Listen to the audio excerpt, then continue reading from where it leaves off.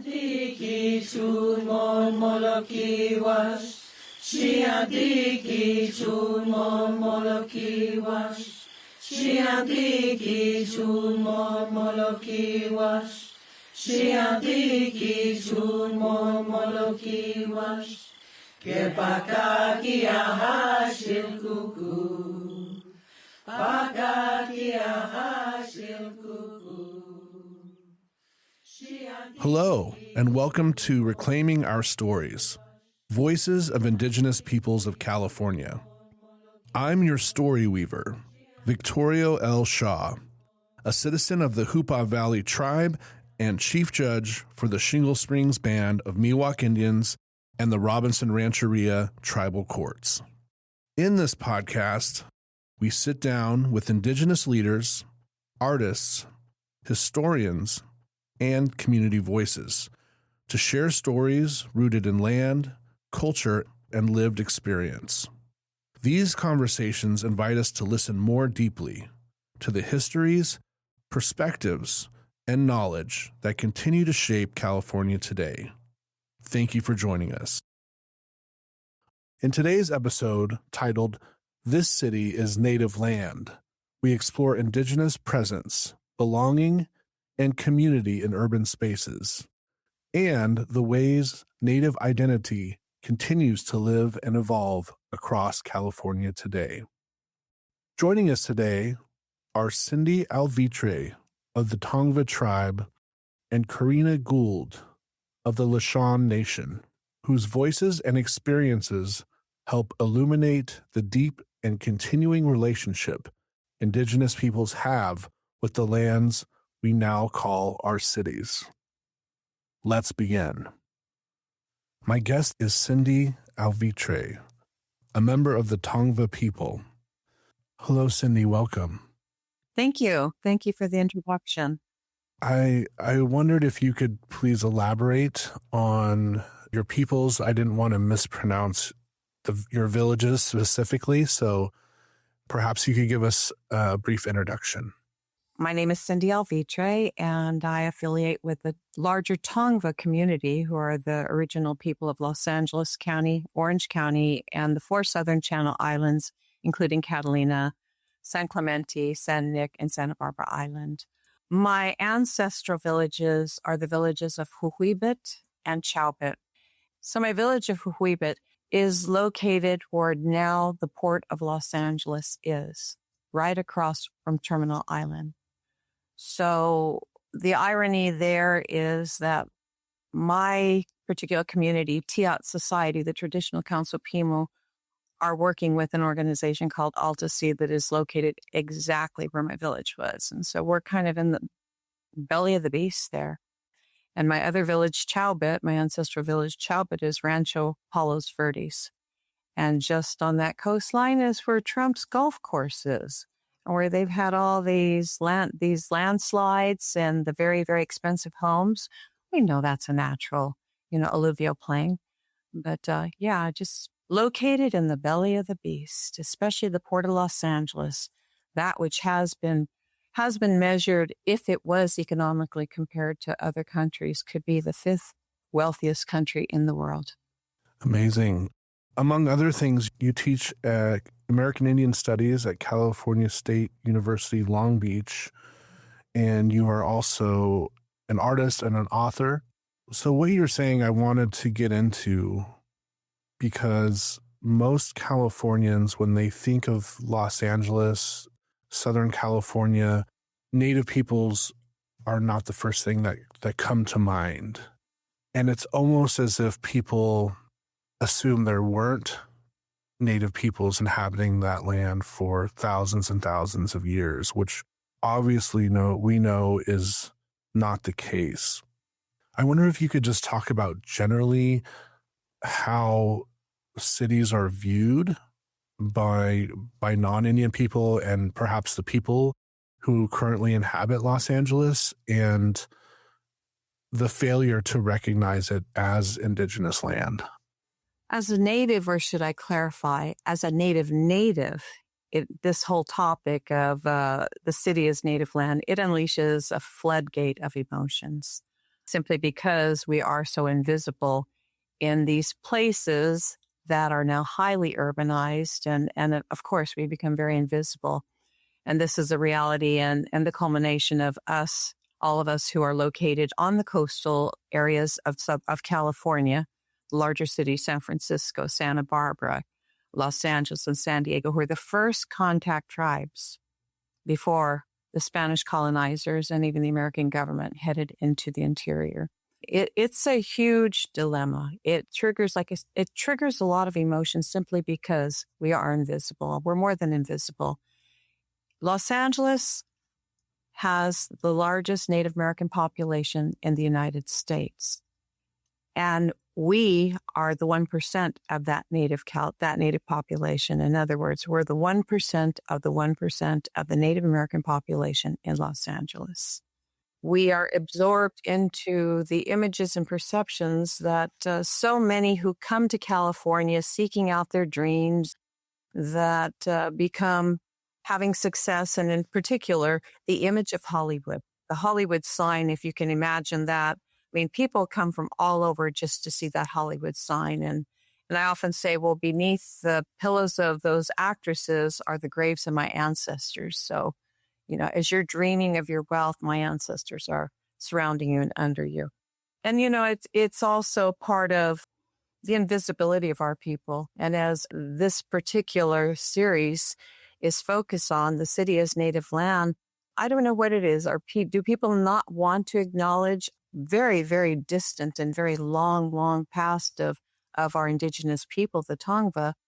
Or is it intended not to acknowledge them because politically, socially, economically, it's easier to extinguish and to not be responsible for the actions people have to practice in order to acknowledge indigenous people? Absolutely. I think that's 100% the case. Can you explain to the audience how you became the 1% of the 1% of Indian people in Los Angeles? We became the 1% of the 1%, and I think you have to go back in history, remembering that the Tongva people, archaeologically evidence presents it as our presence documented 13,000 years, which is a lot longer than the 250 years that people have been in California. Going back to that original encounter with the Spanish colonizers in 1769, that solicited in this very violent and just a vicious experience by the people, with the degradation of our populations becoming significant up to 90%, and a complete alteration of who we were. So you have the mission colonization there. And then beyond that, once we have the Treaty of Guadalupe Hidalgo by the Mexican government, and we have to have this understanding that the missions, and I know that many people perceive them as these romanticized, these sepia tone romantic images of, the guitar twanging padre and the beautiful adobes. But in reality, those missions were death camps. And there's many, many stories of the experiences, especially in the monjerias, the experiences of the young girls, and who from the ages of 8 or 9 up until they actually marry another neophyte, a convert, but they were confined in these monjerias. And that was in an effort to contain and to control their sexual growth, their blooming, and to assure that they had full control over the women. There was disease, there was war, there was murder. So that's a death camp. So this was actually the first episode of incarceration, the missions. Once those prisoners are released, the Tongva people, they go into the city of Los Angeles, right? They're released with the promise under the Treaty of Guadalupe Hidalgo that they would have land, that they would have the tools to survive in this very challenging environment. And when they are released out into the street, with some staying back with the security of the missions, because that's the way that they've been indoctrinated. The people who are released into the streets have nothing. They become nothingness. Some escape and some take off up to the Tejon Pass. Some go into the south where some of our reservations like Pechanga are. But the people that stay in the city suffer extensively. Let me just bring it up this way. So one of those images that people have is a very celebrated central plaza of Los Angeles, in particular, Olvera Street. Olvera Street is celebrated as the emergence of Mexican culture, the acknowledgement of Mexican culture. But if we rewind that back a bit into secularization, what Olvera Street in reality was a slave market. And this kind of gives a better picture of what happened to our people. So what were their opportunities for survival? What was their opportunities for employment? And there was a cycle of those who did not have any kind of work. They had very strict laws on vagrancy, in particular to Native people. So if you're a vagrant, you were arrested. You were then farmed out based on the slave market. On Monday morning, they have the slave market at Olvera Street. The ranchers come in, they bid, they take the women or the men, they become the laborers on their ranch, where they are never paid in cash. They're paid very commonly in aguardiente, which is basically booze. And so, of course, with the trauma and the grief that's going on, there was a cycle of substance and self-abuse. So as they continually offend and fall into the legal offenses of Los Angeles, there was this continued cycle of the next process of incarceration, right? A lot of the women ended up being domestics, working for people, the men working in viticulture and the wineries, anything that there was labor. And this is a very unique time anyway, because that part of Los Angeles was also what they called Calle de los Negros. And if it's translated, it's basically saying the N-word street of the N-word, where the Chinese were, where the Mexicans were, where the blacks were, right? So you have that whole episode, and this is where people, in order to be able to have some form of survival and obtain some sort of social mobility so that you're accepted, and so physically you do not die, that your family doesn't starve, you begin to change your identity. This is where a lot of people begin to marry into Mexican indigenous families. I'm not going to say Mexican because Mexican people are indigenous. And that triggers this whole cycle. From there, 1846, 1848 is when the Americans take over Los Angeles, California. Well, that ushered in a whole nother sense of the complete erosion of Native people, especially the Tongva, who were never recognized, never obtained federal recognition, which is kind of a unique thing to consider because why were we not recognized? Hugo Reid, who was married, he was a Scottish man. He was an American immigrant who came to California, married a Native woman, Victoria Reid. He was the one who was our advocate. And he died right at that transition into the occupation by American immigrants. So based on that, a lot was lost by us. The new agent, Horatio Rush, they weren't interested in us. And I think you have to understand, too, that this is actually one of the most wealthiest areas in the Americas is the Port of Los Angeles. So there's a lot happening. And just as another note that's very important in the history, I know people have heard the story of Island of the Blue Dolphins, the woman from San Nicolas Island, 1835 to 1853. And when they relocated those people, where they brought those islanders, Catalina Islanders and San Nicolas Islanders, is into Los Angeles. So within this whole occupation, from Mexican occupation to American occupation and missionization, you have the traditional village of Yangna. Those were the people who occupied and were in a village that preceded everything that was happening there.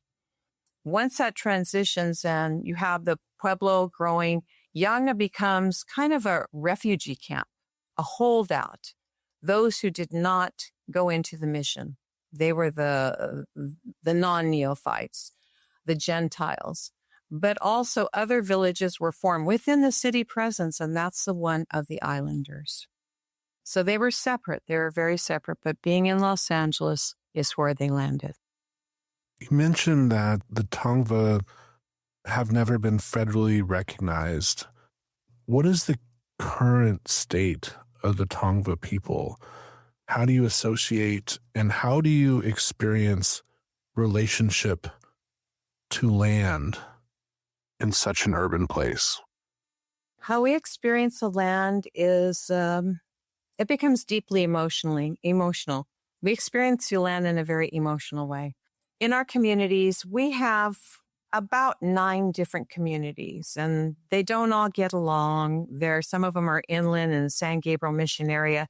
Some of them are located in Santa Monica Island coastal areas, and they really do reflect the original occupation, the original relationship to their ancestral villages. In the presence of Los Angeles, you have something that is unique, and that becomes a competition even within our tribes. It's as if we're struggling to gain acknowledgement, but it becomes a self-acknowledgement too. And that turns over into how we are trying to erase this invisibility by being present in the public. Like in Los Angeles, when they have their Native American annual recognition for Native American Day, you have the people from San Gabriel Mission that will come to that. It's a face, it's that part of that. And other events where you will have Gabrielino or Tongva people, and I'll clarify that because some people do. Some people recognize themselves as Gabrielino, some Gabrielino/Tongva, and you have other people such as the Kish who acknowledge themselves associated with their villages. And originally we associated and identified by our village, but now it's a collective Tongva, the people of the earth. It's a very difficult thing. It's a very, very difficult experience because I call it the expression of unresolved intergenerational historical grief. People who see us in Los Angeles call us factions. We don't get along. We're all separate. We'll never get federal recognition because we can't get along. We can't get our stuff together. We're not unified. But in reality, those factions, the expression and the performance of how each of those communities are really is a reflection of their character as they identify to their very site-specific geography. And it's a real constant battle. I mean, maybe I'm the one who recognizes that, and amongst other people that say, no, we were always factions, but not factions because we're not like the triangular hierarchy of, say, Plains tribes. You have the chief at the top and the people at the bottom. Throughout Southern California, we were confederations.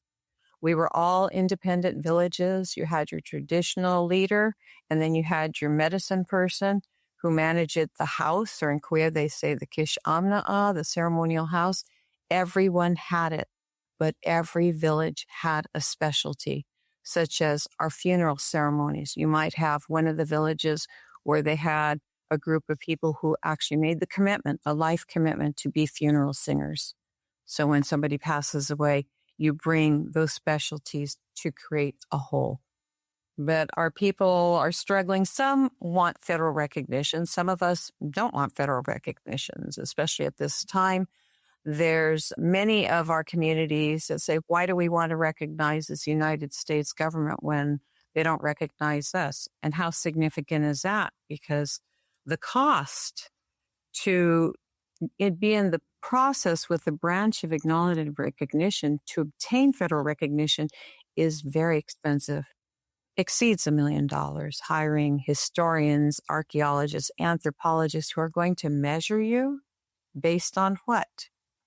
So a lot of our communities have chosen not to participate in that, and the focus becomes us focusing on our culture, on the basketry, on the renewance of our language, on our maritime culture, on those things that bring us whole and bring healing to our communities, rather than be distracted by a lot of the political, the financial, the social chatter that completely pulls us further apart from each other, and people become competitive as wanting to be the only community that will obtain federal recognition. You spoke of Los Angeles and especially Hollywood as being this great magnet that pulls people from all over the world to move there, to try to seek fortune and fame there. What would you like for those people to know about the place they're moving to in terms of it being indigenous land? When people move to Los Angeles area or to our Tongva traditional homelands, I would hope that they would refocus their historical and cultural lens, that they would be human enough to practice what many of us do, and that's wherever I travel, and as we've been taught, when you land on that geography, when you touch that land, you acknowledge the land. You acknowledge the ancestors of that land and the people who occupy it. So people who are broken from that practice or have no realization, no interest in it, it really is a reflection of who we are as a society. That's my advice to people, but also participate, become allies to the Tongva people or whoever your local tribe is in California. And there are many opportunities within our community. As I've said, for years and years, we were very secluded, such as Tiat Society. Tiat Society is our maritime community that was a result of prophecies and dreams in the 1980s, resulting in the birth of Momatahiko, Breath of the Wind, our first traditional plank canoe in over 200 years. And, being able to have her there really becomes an example and evidence of where we need to be. And it really keeps us together. But we've been a very small community since the 1980s. We've only been about maybe 5 families, and we've been very closed. And it's only recently that we've opened up. And that's as a result of seeing the necessity to teach, to educate, to include people even in understanding what you're talking about when you use the word ceremony, what the differences are in the land, for them to experience the land. When I travel in the land and I'm on the asphalt, I'm not on the asphalt. I'm seeing what's underneath it. I'm seeing the land as it was described to me by my father as I've experienced it in my younger years. I'm 71 now. And the places such as Pavungna, going back and recalling how my father described how my grandfather would in his horse and cart deliver the hay to the Bixby family, which now occupies the site of Rancho Los Alamitos, also the other side of Pavungna. And how my grandfather would always say to my father, he was a little boy seated next to my grandfather in this old wooden cart, and he'd say, "Shh, don't speak. The land is sacred." And I recall that when I'm in front of my students and I am violating every tenet of sacredness because Cal State Long Beach is located at Pavungna. And it becomes a very, very embedded, the core of what I teach, which becomes a political volleyball session with the administration and just my presence as faculty there, because I'm a reminder of what they should be experiencing or acknowledging. I'm pleased that many of my students, they listen. They genuinely want to know. And especially at this time, because it's not just relevant to us. Being and understanding that we are not just part of nature as Native people are described. We are the nature. We are the water. We are the land. We are the air. We are the ancestors. And when any of those parts are sick or imbalanced, we become imbalanced. Beautiful. You brought up something that reminds me of something I tell my students, is that I don't see myself as a victim. I see myself as a survivor. I see my ancestors as survivors, as strong people who have accomplished things. And I wonder if you could talk about how you feel as a modern Indigenous person living in the modern world, about how you've had to evolve your cultural practices, things like language, ceremony, art, or teaching to adapt to the urban world?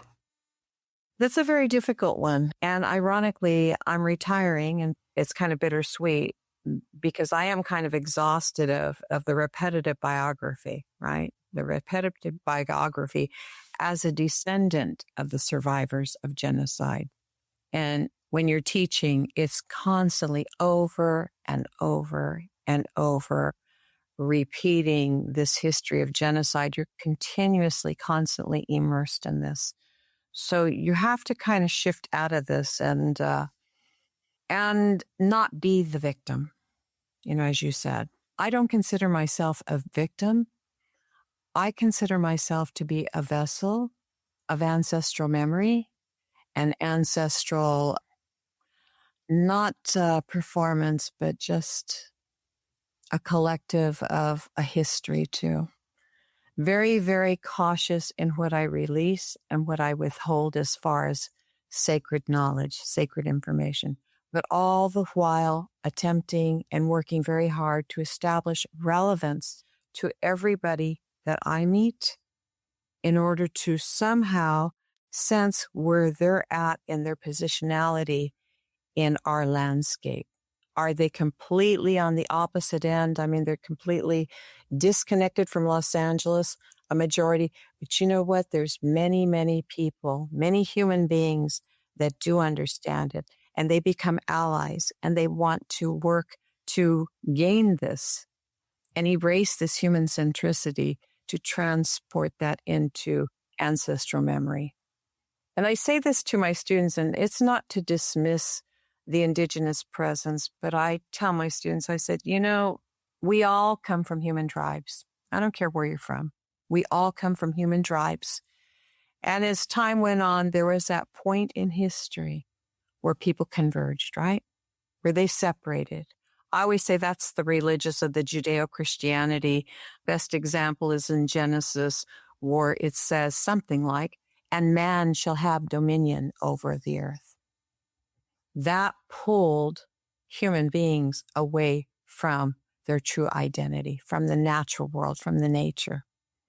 And yet here we are today, and you have this longing for community. You have this very, very fixed attention on Indigenous people to the point where it becomes these stereotypes. It becomes exaggerated, and the New Agers want to participate in it. And you see this with the burning of sage and many other things.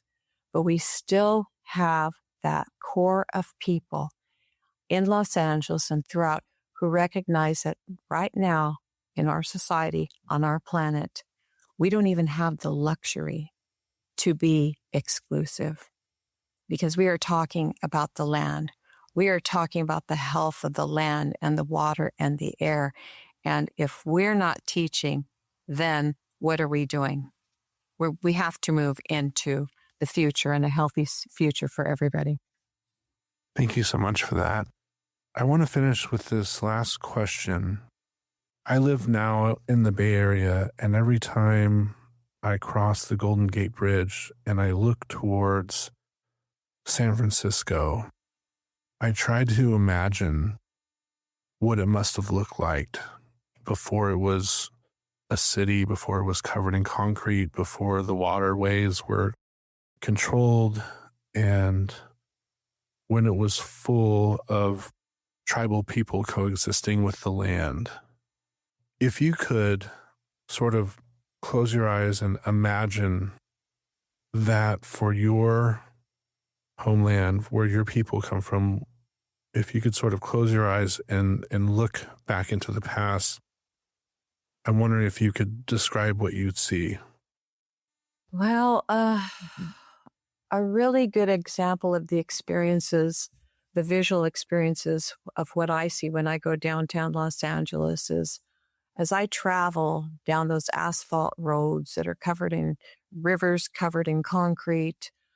I go down the streets of Los Angeles and I see things such as going down Skid Row one time and I became lost, and there was this huge sycamore tree growing in the midst of Skid Row. I was with my cousin. He says, That's just like the sycamore tree that our people would gather under. When I drive through Olvera Street, of course, it triggers that memory and that history of Olvera Street and that very area being a place where our people were sold. Just the presence going on to the freeway, the 101 right downtown from Olvera Street, right there at that intersection, that on-ramp is where the village of Yangna was located. Now it is covered and you have the big overpass. It's a very, very urban, concretized, very insensitive, detached environment. It's painful. It's hurtful. It triggers a lot of emotions. We travel a lot back and forth in our minds, in our hearts, and our souls. People say living in two worlds, right? And we do live in two worlds. And one world is ancestral time, that we are always speaking to our ancestors, constant conversation, whether that be the water, whether that's the land, definitely all the places where the graves are. And then we shift into this focus of this present time, the distraction, this just immensely moving at warp speed, a lot of energy coming. So constantly shifting. And then, of course, I guess the place where we're able to have some peace will be in our dream time, that we can travel and talk to our ancestors, which is very much a part of our practice. Oh, thank you so much. Cindi Alvitre has been our guest here on Reclaiming Our Stories. Cindi, I was told that you might be willing to share a story with us, a coyote story. I'm going to share a story that really reflects the chaos and how people are struggling to run through our city with some sort of expectations. And also, as Tongva people, that people try to confine us. They've tried to catch up with us. They've tried to understand us, but it's like outrunning the river. And this is a story. The Coyote and the Water. A coyote, which, like all the rest of his kin, considered himself as the most austere animal on the face of the earth, not even accepting many himself, came one day to the margin of a small river. Looking over the bank, on seeing the water run slow, he addressed it in a cunning manner. "What say you to a race?" "Agreed to," answered the water very calmly. The coyote ran at full speed along the bank until he could hardly stand from fatigue, and on looking over the bank, saw the water running smoothly on. He walked off with his tail between his legs and had something to reflect on for many a day after. This is a traditional story that was collected by Hugo Reed in 1821. It really paints an image of who we are as Tongva. And it can't catch up with us. We're part of the river. We are the river. Until you become part of the river, then you can travel with us.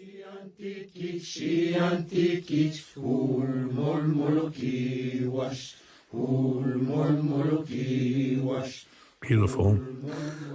Thank you so much for joining us. It's been my pleasure to talk to you and to learn about Tongva history and culture and your connection to the city and the land under the city. Thank you so much.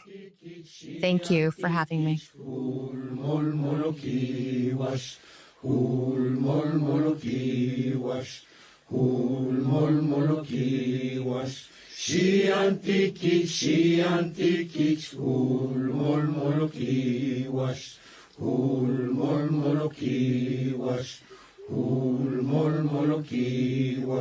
Lia hil kuku, il takiyu, hul moloki was, hul moloki was, hul moloki was, hul moloki was. Reclaiming Our Stories podcast is made possible with support from the 11th Hour Project, the Weingart Foundation, and By the People Conversations Beyond 250, a nationwide initiative led by the Federation of State Humanities Councils in partnership with the Smithsonian Center for Folklife and Cultural Heritage. We also thank the Autry Museum of the American West for partnering with us in hosting our live podcast event. Together, these partners help make it possible to share stories that deepen understanding of the many cultures and histories that shape California. For our second guest, we're joined by Corrina Gould of the Lisjan Nation. Corrina, thank you for being here and for sharing your voice and perspective with us today. The first thing I wanted to talk about is you told us the name of your tribal nation, the Lisjan Nation, and the broader region of indigenous peoples in and throughout the California Bay Area is often referred to as the Ohlone tribe. So can you tell me about the Lisjan Nation and maybe something about the Ohlone people and how those are related? Absolutely. Thank you for that question. We're trying to always educate people about our own, coming to terms with our own names. There's been many tribes that have went back to their traditional names, and that's what we have done as well. Our language that is spoken in the Bay Area, and this part of the Bay Area, is Chochenyo. My great-grandfather, Jose Guzman, was one of the last fluent speakers of that language, and he calls us Lisjan. He says, I am Lisjan. And that is our traditional name. We are a confederation of tribes, and so our tribe is the Confederated Villages of Lisjan Nation. Our people were enslaved at Mission Dolores in San Francisco and Mission San Jose in Fremont, California. And we are descendants of not just the generic term Ohlone people in the East Bay, but Bay Miwok, Plains Miwok, Delta Yokut, and Patwin people. And so our traditional territory encompasses 5 Bay Area counties along the waterways. And so, when settlers first came to our land, it was the Spaniards first, and they called us Costaños, people from the coast, and kind of grouped us all together from all the way from San Francisco Bay Area down to Monterey Bay, kind of grouping us like that. And then what I was told was that during the time when people were taking back names and saying they don't want to be using the archaeological term of Costaños anymore, they took up the word Ohlone, which comes from a village site called Ohlone, which is near San Anselmo. And since that time, we have decolonized our minds and have reawakened ourselves in times and spaces, and have been blessed to reacquaint ourselves with our languages and have taken back our traditional name. I think that's beautiful. It really warms my heart to hear this deep indigenous knowledge and connection to the Bay Area. Where I grew up, we were very visible in our community because there are not that many people where I live in Humboldt County. So the tribes are very visible. Everyone's aware of our tribes. And then I moved to the Bay Area, and I felt so alone as a Native person in the Bay Area for the first time in my life, because I didn't run into other Natives very often. And it dawned on me that the people that live in the Bay Area really had no awareness of the indigenous history of the Bay Area and the fact that there were thousands of inhabitants prior to the arrival of the Spanish and the gold rush. So how would you interpret the phrase, the city, or in this case, the Bay Area, is native land? Well, we know that the Bay Area has always been native land. We are born to Mount Tirshtak, and that is our mountain that we are created on. People call Mount Diablo today. We're hoping that we can create a campaign over the next few years to really try to talk about changing that name again. We are born to the waterway of Lisjan. Our village sites have always been along the bay. We buried our ancestors in shell mounds that are older than the pyramids of Egypt. And we had a thriving place of abundance here. And I think that the Bay Area is still abundant. People try to disappear us in California. All of the tribes were trying to be disappeared, right? Through many different ways of colonization and through murder and through starvation and all the different kinds of ecocides and genocides that happened here. But we know that we still survived, and that is because our ancestors helped us to figure out how to do that. They were really smart in trying to figure out how do we hide in plain sight. And in the Bay Area, that's really what happened, is that we were able to survive through those ideas of hiding in plain sight, pretending that you were someone else until it was safe to talk about being Native again. This land has always been taken care of. We know where our sacred sites are. We know where we're supposed to pray. We still hold song and know that there are places that hold great meaning to our people that we are supposed to protect and preserve. We are still follow our Wakamimu in our language. That means it's our ancestral calling. It's our responsibility to this land and this water that has provided for us and that we have been a part of since the beginning of time. And just because other people have created cement and airports and railroad tracks on top of our ancestors and on top of our lands doesn't mean that those waterways don't still exist underneath the ground, that we still have a responsibility to our next 7 generations yet to be born. Well said. That's very strong.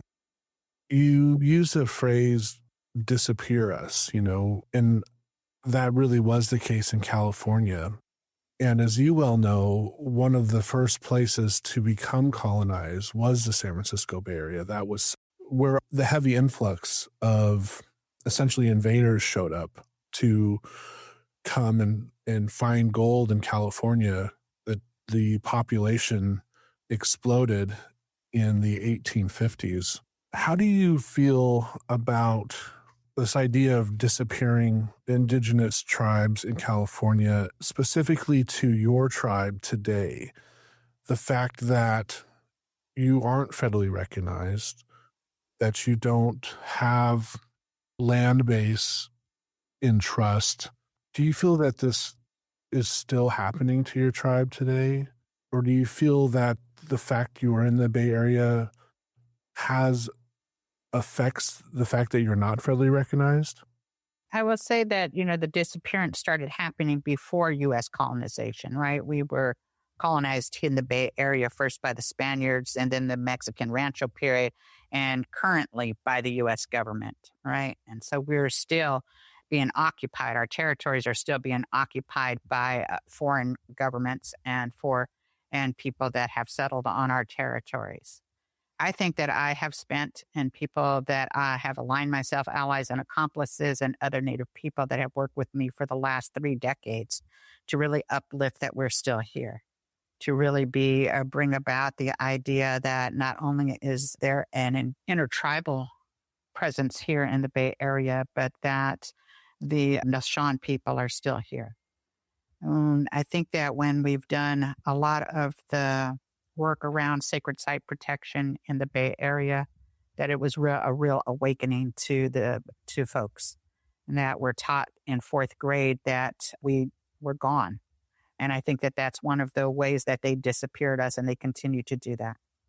I call it a white paper genocide, that it's continuous, that they talk about us in the past in 4th grade, and then we no longer exist anymore.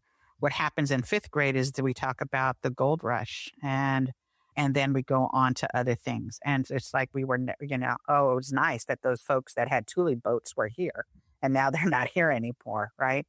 But it's really been about engaging the public and about an education about their responsibility to the lands that they're on and the people on whose lands they're on.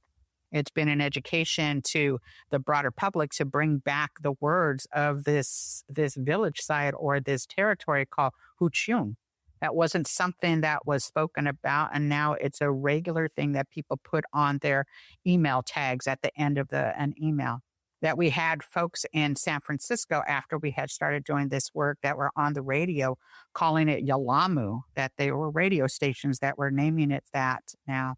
And so really this presence of talking about the sacred, but also acknowledging that there are people that are still here and that these are named places, and that to bring back those names, to have people understand the fight of protecting sacred sites that look like parking lots, that doing all of this work in the Bay Area has raised a consciousness of the next generations and generations in the past, that they come together to talk about this and understand that bringing back land acknowledgement is more than just acknowledging the land and the genocide that happened, but that it puts you in a position to be in conversation and in relationship with the tribe, and to talk about how are you going to be accountable rather than just say words. And so I think that the work in the last 30 years has really been about that, about uplifting it and acknowledging the ancestors that remain underneath a lot of these buildings and parking lots and streets. And it's really where it started, was laying down those prayers at those places and asking them to acknowledge us as we were acknowledging them. Thank you. In an effort to raise that consciousness, as you mentioned, what can, so-called allies and other tribes do to help support this? Is there somewhere you would direct folks to go if they want to learn more about the Lisjan Nation, just ways to support your mission and support this broader consciousness?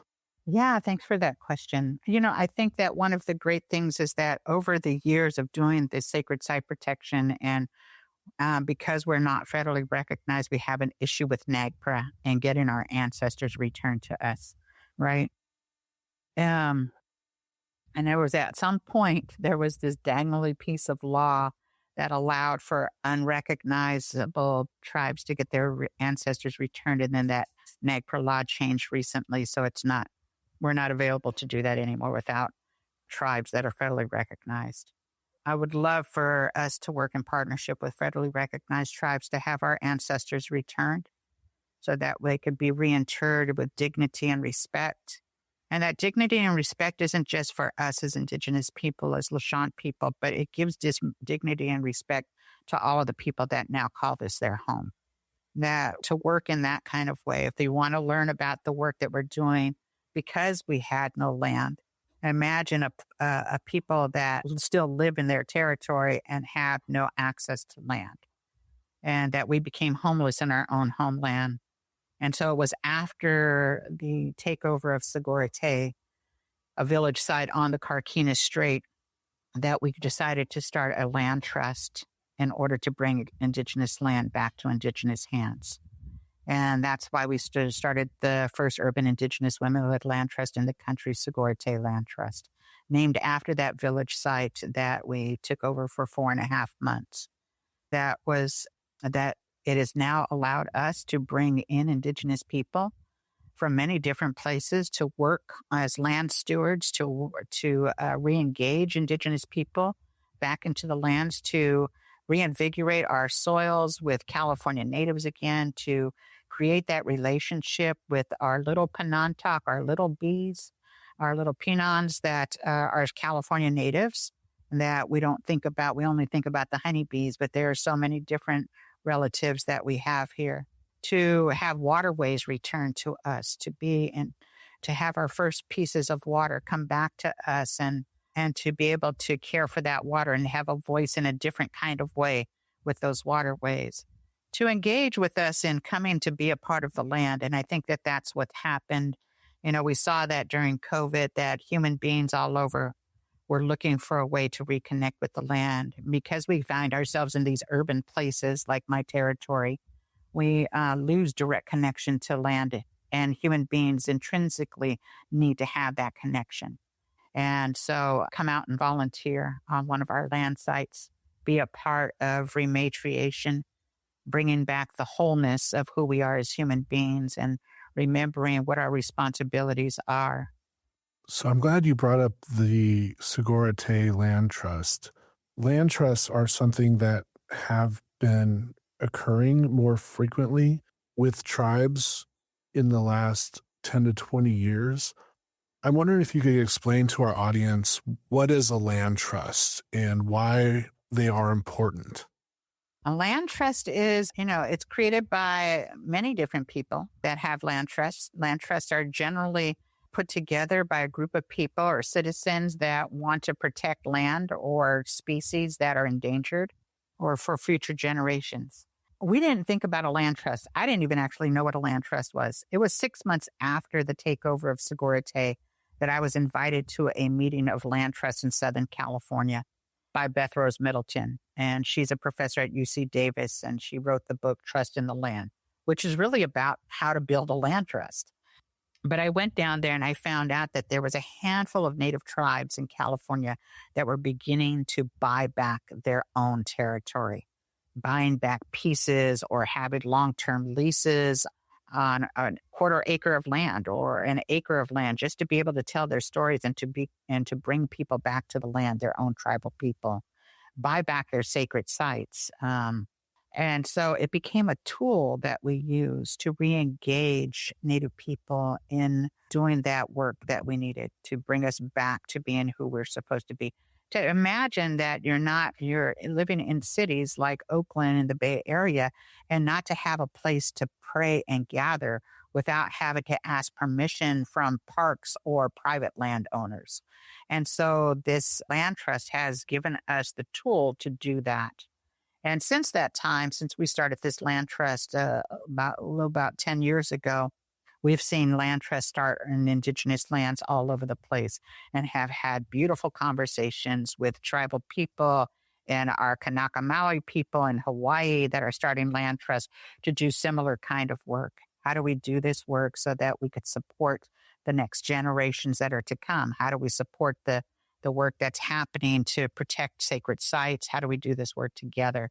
We know that it has been work that has happened worldwide, that land is now being returned to indigenous hands, even in Australia, that it's happening in different places across the world, that we're in this time of consciousness of raising, that indigenous peoples having land returned is a blessing. And I also say that it comes with a double-edged sword, because then you're in this nonprofit kind of world and having to pay taxes and having to have lawyers and having to do, a lot of the stuff that you didn't think about doing as a grassroots organizer protecting sacred sites, right? So it's brought us to this different place, but it's also brought us so many blessings to be able to be on the land and to watch the children come and to learn, to have even in urban areas, to watch my grandchildren grow up on land and to know that they belong is a different way than raising my children on our homelands.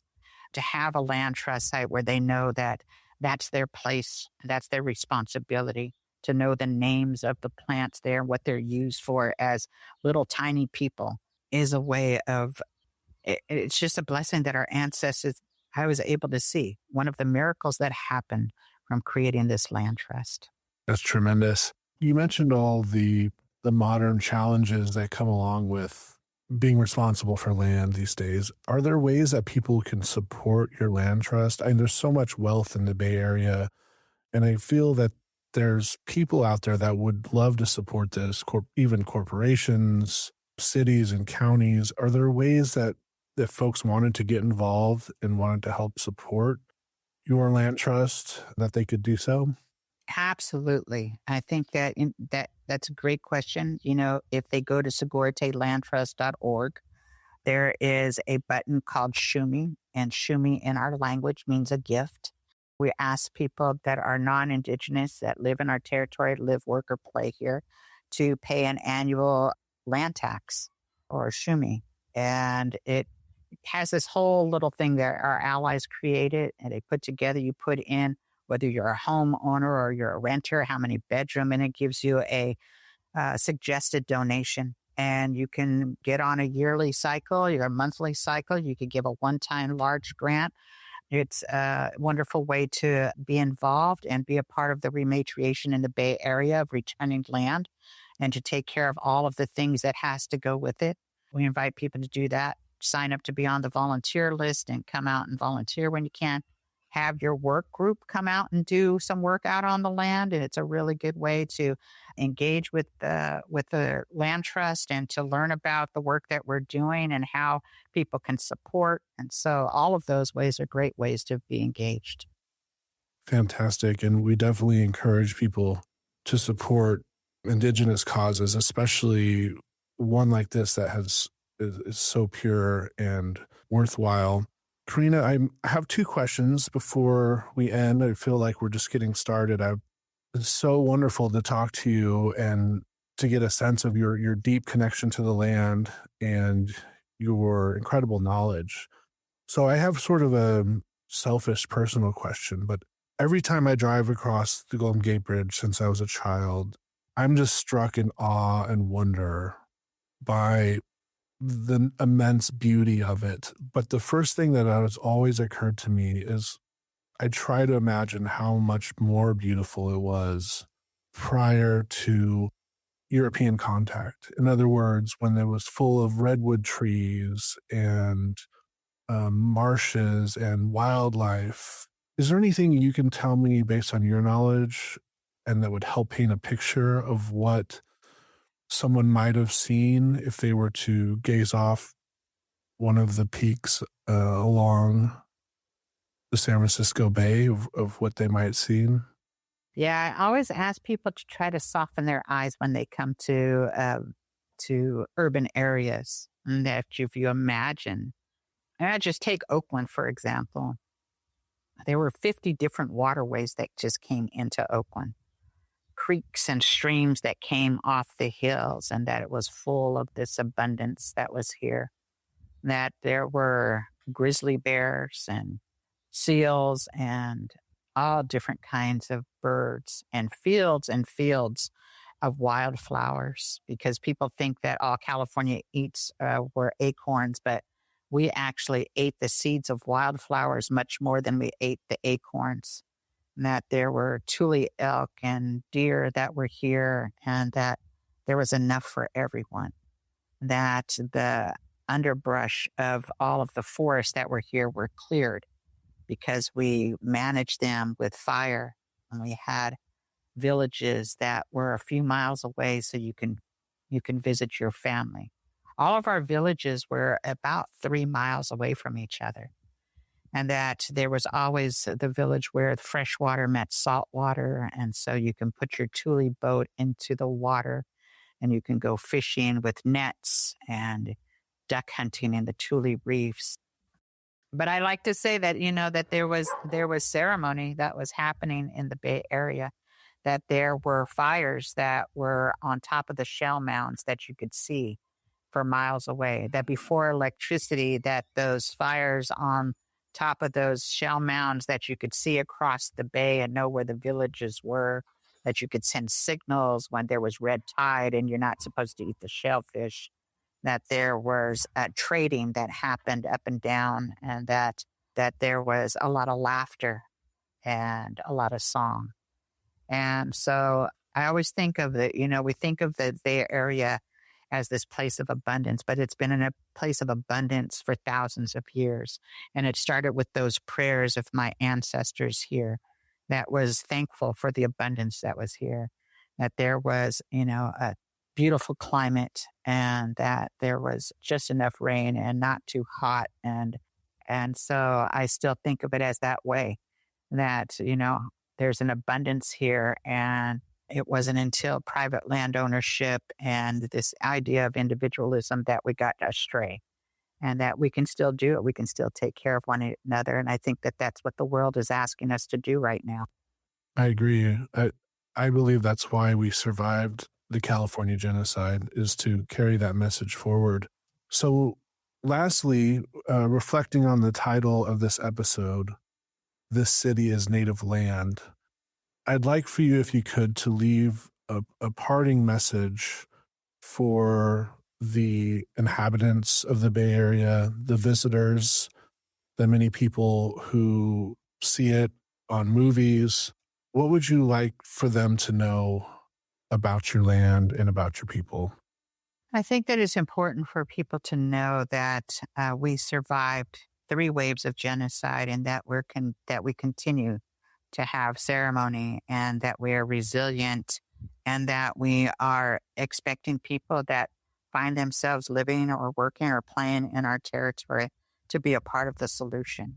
Then in the Bay Area and in California, it was the last to have settlers come into. And so every mistake that they made coming in, all of the pollution that was created, all of the dams that were created, all of the culverted waterways that happened can be undone. That it was less than a few hundred years. It was a blink of an eye, and that we now have the technology and the willingness to actually fix some of the harms that happened. That it's not just the Lisjan people or other Native people in California's responsibility to do that. But if you live on this and you're raising your children here, this is where you are. It's your now responsibility as well to work alongside of the tribes in order to make sure that we have good fresh water to drink for the next 7 generations, good air to breathe for the next 7 generations, soil that can survive and have medicines and food for the next 7 generations, and a real relationship with fire again, so that relative of ours can help us to clear the ways so that we can bring that abundance back in a different kind of a way. I think that it's possible for human beings to come back into that circle again, that first creation circle, when we're the little brother or sister, and that when we got astray, that we messed some stuff up, but that it's not too late for us to fix it. And so I'm inviting people to come and help be a part of that solution.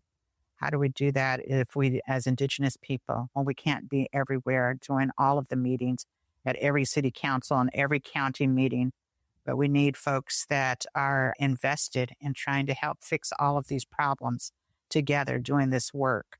And so I'm inviting people to dream about a better world, to dream about a place where we can be in abundance, to dream about a world that's better, a place where there's no homeless or hunger, words that were never in our language, and that we take care of one another, and that we're human beings again. Powerful words. Corrina Gould of the Lisjan Nation, thank you so much for being our guest. It was wonderful to meet you, and I could listen to you forever. So thank you so much. Thank you. Have a blessed day. Thank you so much. Knowing the city you live in is native land, how does that change the way you move, gather, or show care for that place? Before we wrap up, we want to invite you to something special.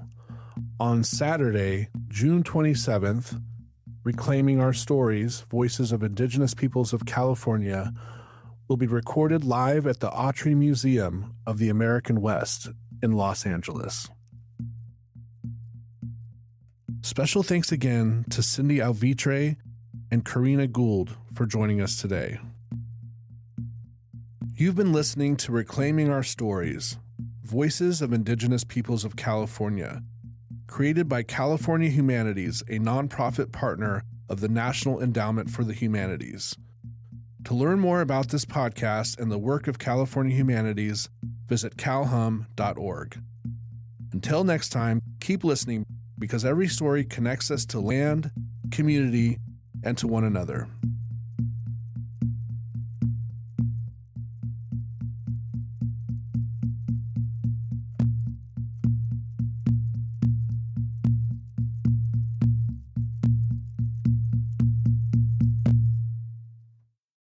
Reclaiming Our Stories podcast is made possible with support from the 11th Hour Project, the Weingart Foundation, and By the People Conversations Beyond 250, a nationwide initiative led by the Federation of State Humanities Councils in partnership with the Smithsonian Center for Folklife and Cultural Heritage.